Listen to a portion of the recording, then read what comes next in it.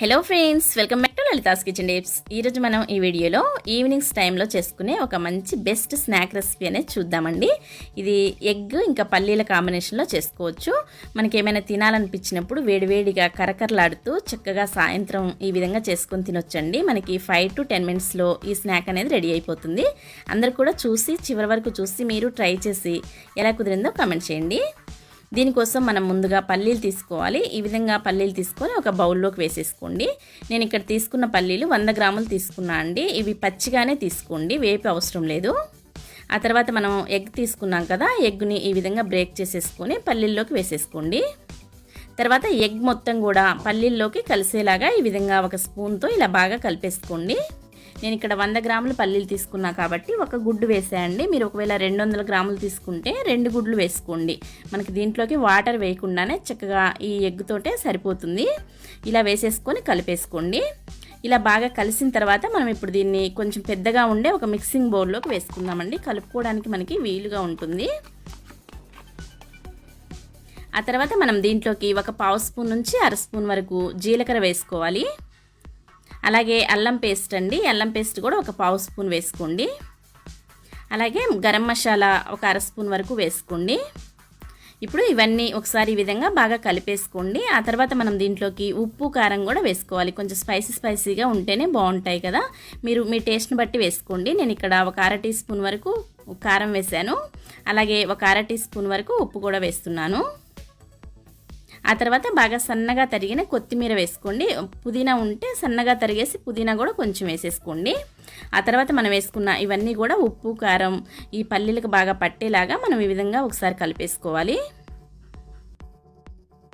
ఇలా బాగా కలిసిన తర్వాత ఇప్పుడు మనం దీంట్లోకి శనగపిండి 3 టేబుల్ స్పూన్ల వరకు వేసుకోండి. అలాగే బియ్యపు పిండి కూడా ఒక 2 టేబుల్ స్పూన్లు వేసుకోండి. మనం మొత్తం శనగపిండి వేసుకొని కూడా చేసుకోవచ్చండి. కాకపోతే మనకి ఈ పల్లీల పైన కోటైన పిండి కూడా చక్కగా కరకరలాడాలంటే మనకి బియ్యపు పిండి వేసుకుంటేనే బాగుంటాయండి కరకరలాడుతూ. అలాగే ఇంకా మనకి నూనె కూడా ఎక్కువ పీల్చకుండా ఉంటాయి బియ్యపు పిండి వేసుకుంటే. ఇప్పుడు మనం వేసుకున్న బియ్యపు పిండి శనగపిండి కూడా బాగా పల్లీలకి కోట అయ్యేలాగా ఈ విధంగా బాగా మిక్స్ చేసుకుంటూ ఇలా కలుపుకోండి.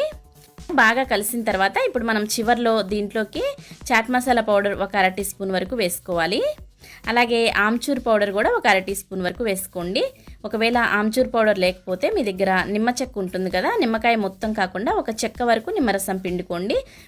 ఆ తర్వాత ఇలా బాగా కలిపేసుకొని ఇప్పుడు మనం వీటిని పక్కన పెట్టేసుకుందాము. ఇప్పుడు మనం స్టవ్ వెలిగించుకొని డీప్ ఫ్రై చేసుకోవడానికి హై ఫ్లేమ్లో పెట్టుకొని ఆయిల్ హీట్ చేసుకోండి.